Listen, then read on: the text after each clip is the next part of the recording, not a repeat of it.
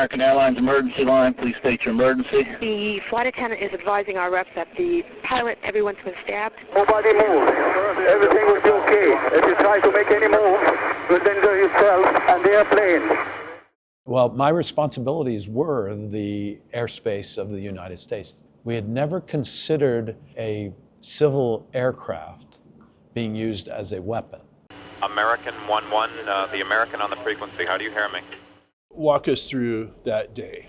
It was a typical day in the NAS. It wasn't uncommon because of the size of the National Airspace System to lose an aircraft on frequency. And we had procedures for that. American 11, if you hear Boston Center, ident please or acknowledge. United 175, do you read New York? We don't know where he's going. We don't know what altitude he's at. We might have a hijack over here, two of them. 737 just hit the World Trade Center. This is real world. When the first aircraft hit the tower, we, like everyone else, went to the television sets to watch it too, while we were getting information. It was about then that we started to get some more information about missing aircraft. And so I started to have a heightened sense of awareness that something might have happened. Another one just hit the building. Wow. Wow. Another one hit it hard. Another one just hit the World Trade. The whole building just came apart. Holy smokes. We had never even considered, so therefore it wasn't a part of our training, a civil aircraft being used as a weapon, the way we later would learn was taking place. Anytime a hijack had occurred in the past, we could get them back on the ground. The key was getting them on the ground and then negotiations. In this case, none of that presented. They just started falling off our radar scopes, non-responding. United 93, you hear Cleveland Center. American 77, American Indy. American 77, American Indy radio check. How do you read?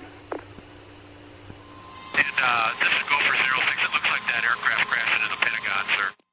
We can see the smoke at the Pentagon from FAA headquarters.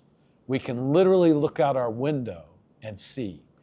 So now there's that heightened sense of safety and security, and DC's being shut down.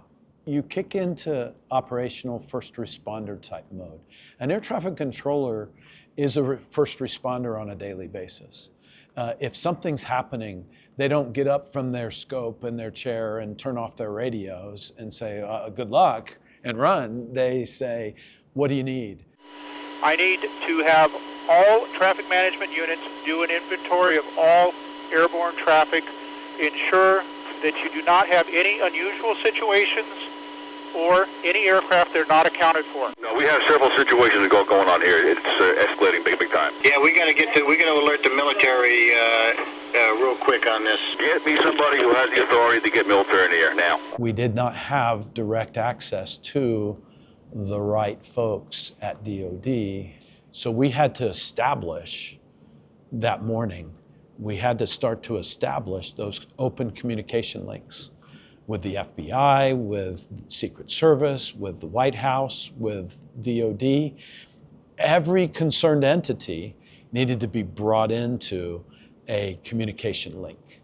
We stood up a situation room, our own war room, if you will, which is where we started to establish our open communication lines, and we all came to that decision that the airspace needed to be shut down. An unprecedented decision. Yes, never before, never since, hopefully never again. I mean, we're going to stop everything. We're going to shut Boston down. I suggest the same elsewhere. We're shutting the airplanes down. We're not letting anyone go right now. Stop all departures out of the center, please. There are now 4,500 aircraft identified that need to land, and they need to land right away. I remember the blackboard in the situation room, so I'm writing, all right, we shut down the airspace. This is just being figured out in real time. Correct. Okay, Delta 1989, we're going to go the other way. Fly heading of 260.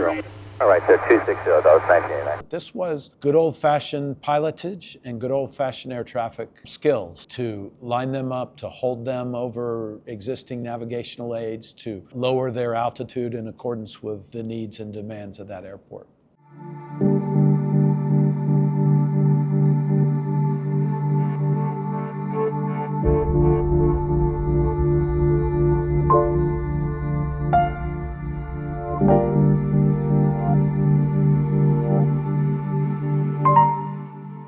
Did it get sketchy?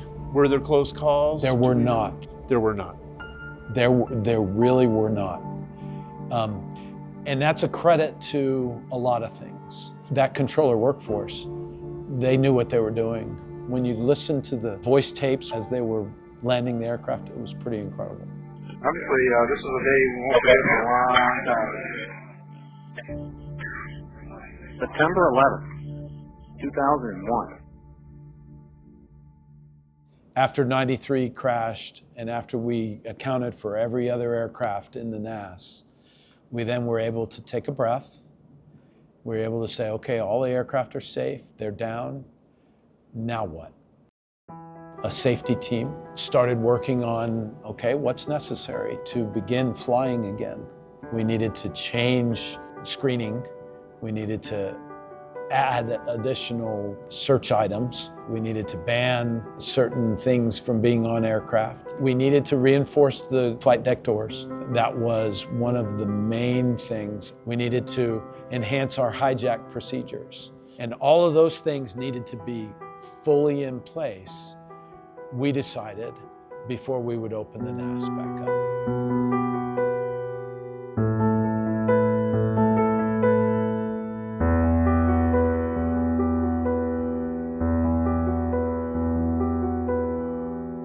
In reflection, I'll often ask myself, were there more? Did our action to land all aircraft immediately thwart additional? I think that we're assured that it did because there were no additional, right? So even if there weren't additional hijackers, there were no additional crashes, there were no additional incidents. And so I think from that perspective that the professionals of the aviation industry rallied that day. The fact that the aircraft was lost and we reported it immediately, that we had word through to the military, that we were watching it as best we could, even without a transponder on, to see what was going to be the case. All that worked incredibly well. Landing all those 4,500 aircraft within a very short period of time worked. What I saw was a rallying and all hands on deck. This isn't who we are, therefore we're not going to let it define us moment.